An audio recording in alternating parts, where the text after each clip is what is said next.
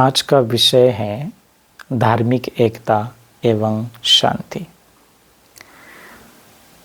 इस विषय पर काफ़ी बहुत कुछ बोला जा सकता है, लेकिन हम कुछ मूल मुद्दों को लेकर के हम इस पे बात करेंगे। इस पर हम चर्चा विचार परामर्श करेंगे।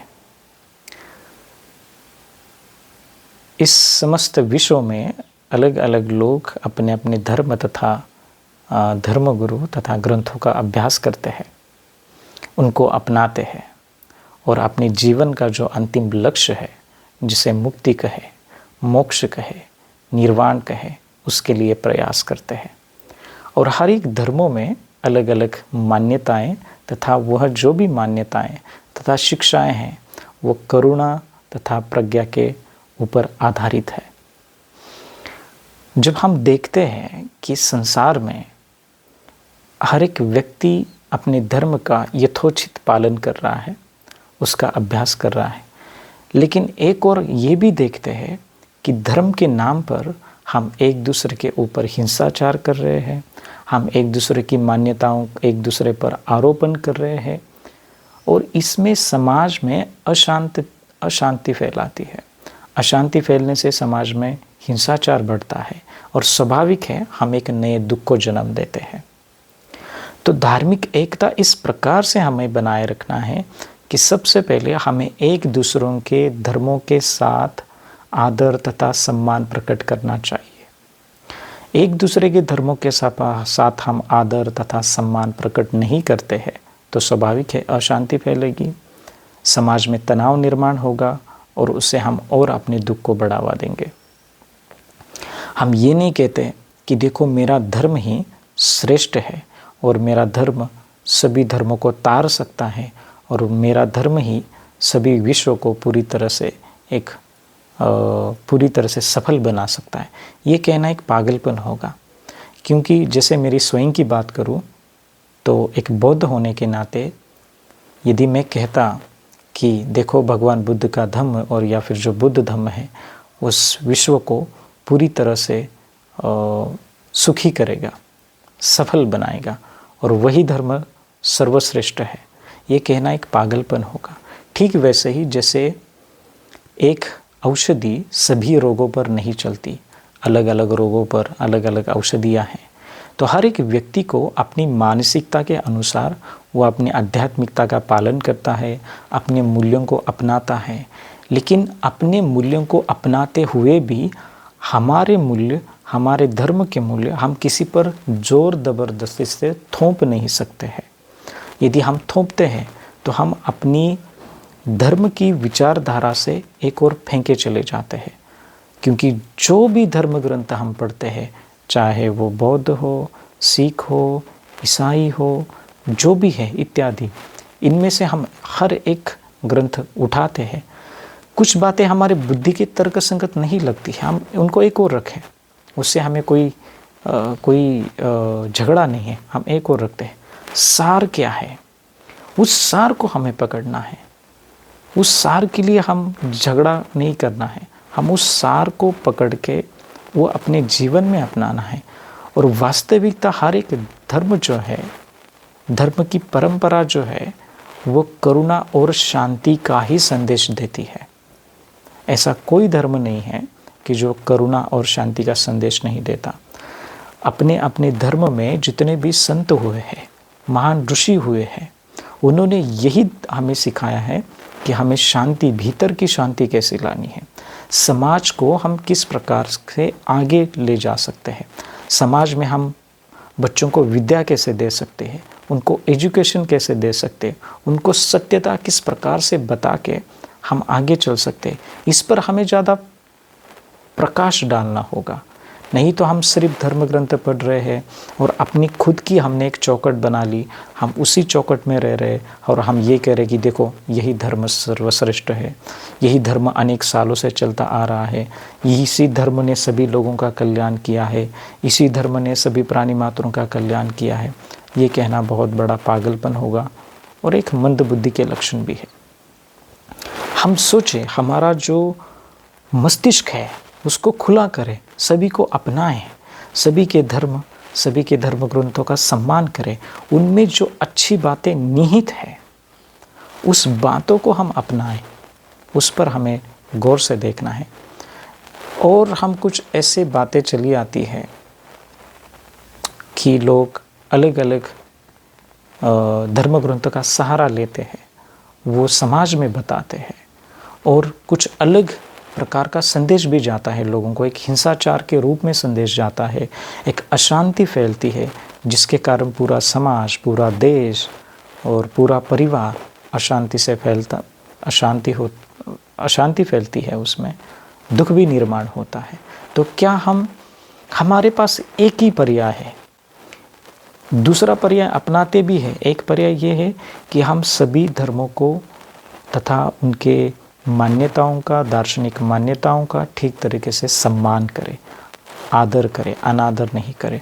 और दूसरा एक पर्याय ये भी है कि क्या मैं जिस धर्म का, क्या मैं जिस परंपरा का अभ्यास कर रहा हूँ, क्या वो परंपरा यदि मैंने सभी पर थोपने का प्रयास किया, क्या वो सभी थोपते हुए क्या मैं यशस्वी हो सकता हूँ सभी पर?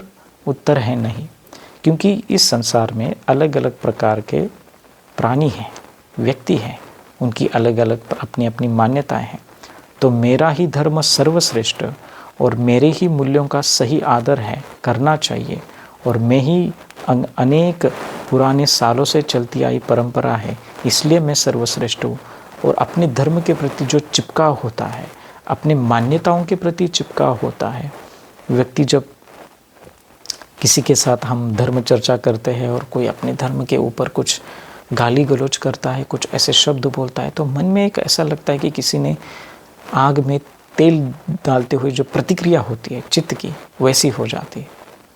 अपने धर्म के प्रति भी इतना चिपकाव नहीं होना चाहिए कि देखो मैं जिस धर्म के प्रति मैं जहाँ जन्मा हूँ, जहाँ मैंने मान्यताएं हैं, मेरी दार्शनिक मान्यताएं हैं, वही मान्यता सही है। इसके प्रति जो आसक्ति और चिपकाव पैदा किया है, और जब हम ऐसे कुछ वीडियोस देखते हैं, कुछ न्यूज़ देखते हैं, किसी के कुछ कमेंट्स देखते हैं, मन में एक बहुत दुखी होता है, मन बहुत दुखी होता है। क्यों दुखी होता है? क्योंकि हमने अपनी मान्यता तथा अपने संप्रदाय या फिर अपने धर्म के प्रति इतनी आसक्ति, इतनी तृष्णा, इतना चिपकाव पैदा करके रखा है, यदि थोड़ा भी रंच मात्र भी कोई कुछ कह दे तो हमें दुखी होता है, बहुत दुख होता है भीतर।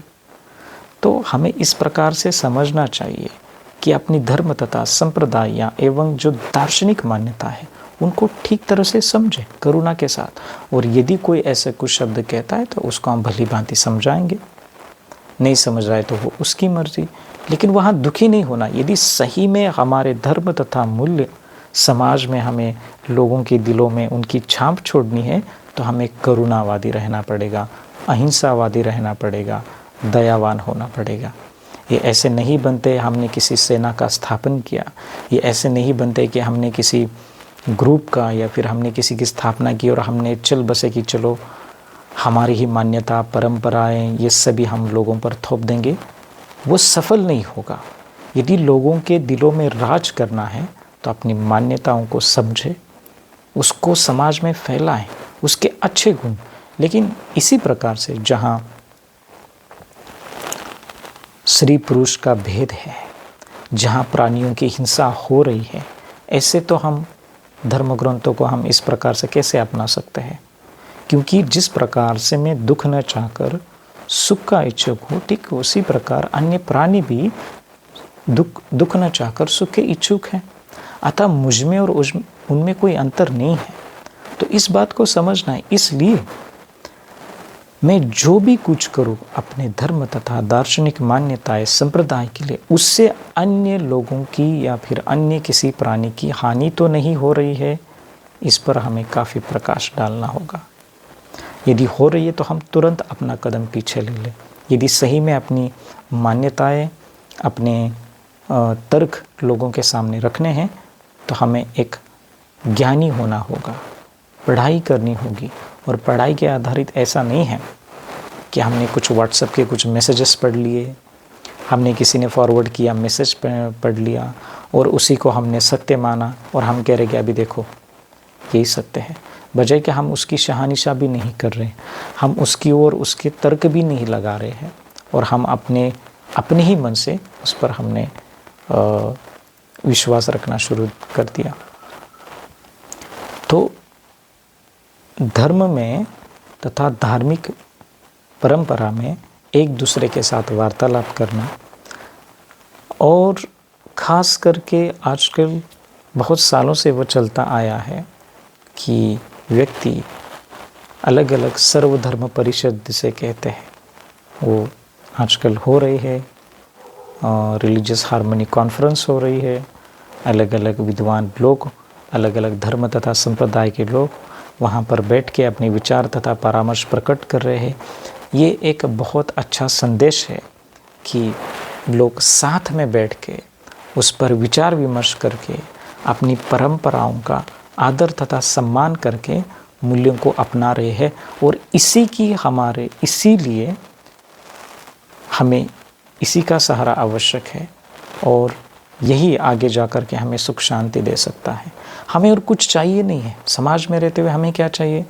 हमें मन की शांति चाहिए, हमें बाहर भी शांति चाहिए। हमें धर्मों में लड़ाई झगड़ा फसाद नहीं चाहिए। हमें चाहिए कि उन धर्मों को अपनाएं। अपनाने का अर्थ कदापि ये नहीं कि देखो मैं उस धर्म में दीक्षित हो रहा हूँ, इसका भी डर होता है।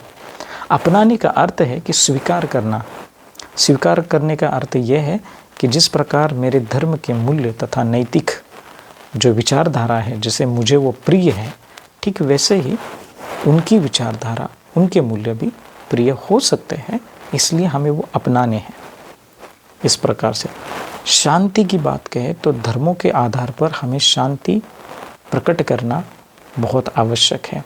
हम किसी भी धर्म को क्रिटिसाइज़ नहीं करना चाहिए कि देखो ये सन्यासी है या फिर ये व्यक्ति है, ये ऐसा इस धर्म पर बात कर रहा है, और लोग उसको क्रिटिसाइज़ करते हैं, कमेंट में कुछ लिखते हैं या फिर अलग अलग। मुझे लगता है कि इस पर हमें बहुत गंभीरता से सोचना चाहिए। यदि सही में हमें सुख शांति समाज में लानी है तो कुछ ऐसे लोग होते हैं कि जो हमेशा अशांति फैलाने के लिए प्रयासरत रहते हैं। किसी न किसी एक धर्म के ऊपर दूसरा धर्म गाली गलौज करता है, हिंसाचार करता है। ये नहीं करना चाहिए, ये मानवीय गुण नहीं है। व्यक्ति को जीने के लिए धर्म की आवश्यकता है, अध्यात्म की आवश्यकता है, और 100% आवश्यकता भी नहीं है। ऐसे भी लोग हैं कि जो नास्तिक हैं। नास्तिक माने जो धर्म को, किसी भी धर्म को मानते नहीं हैं, उनको नास्तिक रहना वो पसंद करते हैं। वो भी उनकी भी अलग अपनी मानसिकता है, उनका भी हम आदर सम्मान करते हैं। लेकिन एक वो बात एक और रखी जाए तो हम आध्यात्मिकता के रास्ते पर चल रहे हैं। तो यदि ऐसा कुछ हो रहा है कि जिस विधान करने के कारण हम जो कुछ बोल रहे हैं उसके कारण समाज में अशांति फैल रही है, तो वो मानवीय गुणों का सम्मान नहीं है। आप किसी अलग धर्म पर कुछ इस प्रकार से कुछ गाली गलौज या फिर कुछ ऐसे शब्दों का इस्तेमाल करते हो जिससे उस धर्म के लोगों को चोट पहुँचे, तो क्या यही बात हमारे धर्म ग्रंथों में लिखी है कि देखो तुम्हें इस धर्म के ऊपर कुछ हिंसाचार गाली गलौज करने के बाद तुम्हें बहुत बड़ा पुण्य मिलेगा, तुम्हें बहुत बड़ा सम्मान मिलेगा, तुम्हें पुरस्कारित किया जाएगा? क्या ऐसे कुछ धर्म ग्रंथ में लिखा हुआ है? नहीं है।